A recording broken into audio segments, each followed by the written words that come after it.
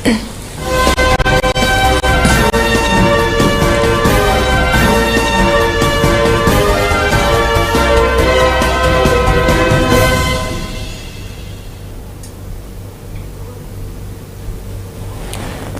mi eng tabi basingbu Namaithem Kajal Devina Kurumjari. Housing Untigaba Pau Pizari. Northeastern Theatre Association Neta Hangang Sinduna Tama Sukna Tarakpa Theatrical Music Workshop Lushinbagi Tharam Impal Iski Kabum Chumbrai Thongda Laiba Netagi Office Pangthokre Rigumba Thabok Tharam Amap Pangthokpada Ishay Asi Ayambana Yawnei Lamdam Asida Ing Tapa Santi Laiba Amaga Punna Himinabagi Wakalon Sandokpada Ishayna Achoba Thodang Lauri Haibada Haiman Batholoi Haiki Workshop Aduda Saru Yakiba Singda Certificate Piduna Puning Thawaki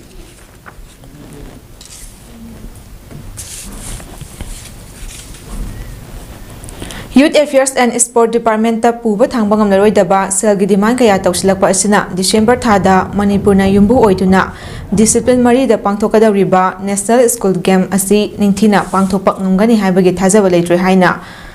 Taekwondo coach L Mega Berna na phongdokre mafam asing asi department adugi staff singna sinduna khumal lampakta leiba yaski office ta chathakiba sit in protest aduga mari lenana phongdokibani Coach L Mega Berna na makata aduna hai Manipur gi sanaroi singbu yokhatnaba leiba Youth Affairs and Sports Department ta masakhang daba mioi singna puba thangbangam naroi daba selgi demand kaya tawsilakli basi tawbiganu department asina ngasi phawbada sanaroi singi yaifanaba khanduna angamba thakta khonaduna lakli department asi yamna pikpa senthok lambi leitaba department amani department asina inkhalakliba naharol singbo afaba lambi da lamjingduna lamdam asigi mingchat puraknaba sanaroi kaya puthoknaba honaduna lakli adubu handak marak khangkhangawdana department asida haifam khangdana senkai tungkai laksilakpa shina maram oiduna sanaroi singbu takpi tambigadaba oja sing amadi office aduda thabak tawriba staff singda ningthina thabak tawba ngamdabagi kudong chadaba kaya ama mayokna hale haina su phongdokhi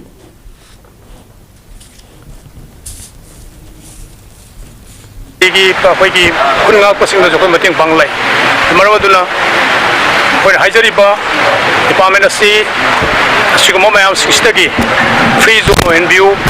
batong koina angang sing sengpa chagatpada tonggi angang sing sem ki mo khoi future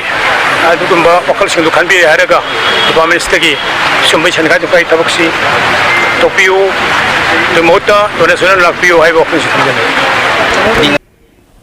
Kaisampat Thiam Lekai da Laiba Sorai Sam Arun Kumar gi yumda gari macha amadi achoba tongba masak khangdaba mioi singna atat akham leitana aki akhang pirakpagi thodok asi makha tana tawbiganu haina Sorai Sam Ganeshwari na phongdorakli mafam asing ase Kaisampat Thiam Lekai da Laiba Sorai Sam Arun Kumar gi yumda pangthokhiba pawgi mifam amada mafam ase phongdokladuna Ganeshwari na hai ngarang nungchil masak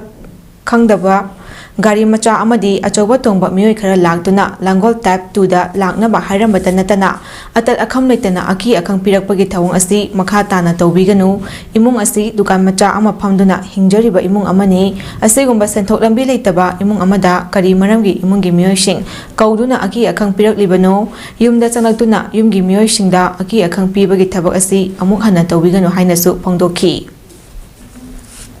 Ano hang badang da? Oh, dia mana ada itu hari ke hari. Mana,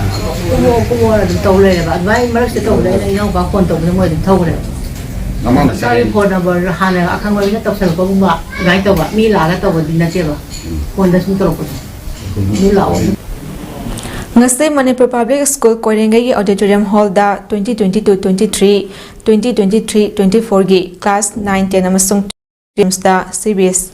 in a Lauba final exam da Kwaidagi Mark Wangna Panglakpa Mahiroi Tarada cash prize certificate amadi Lengan Fi Kudol Tamki Hariba Manamatum Asi Gita Devi Okram Laba Mohen Mangsatabam Krishna Kumar Amadi Scholastic Alumni Group na Panglakpani Tharomasida Chief Guest Okiba JK Brady DIGBS F na Haikibada Ngasigi Mahiroi Singna Tungi Yumbi Oigadawribani Aduna Mahitambada Pukning Changba Matau Tai Haiki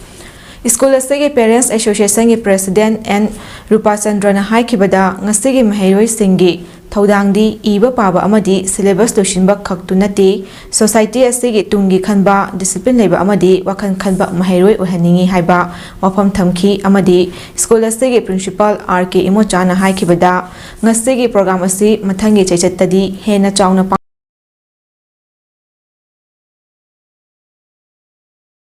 SMPBU haiba wafam thamki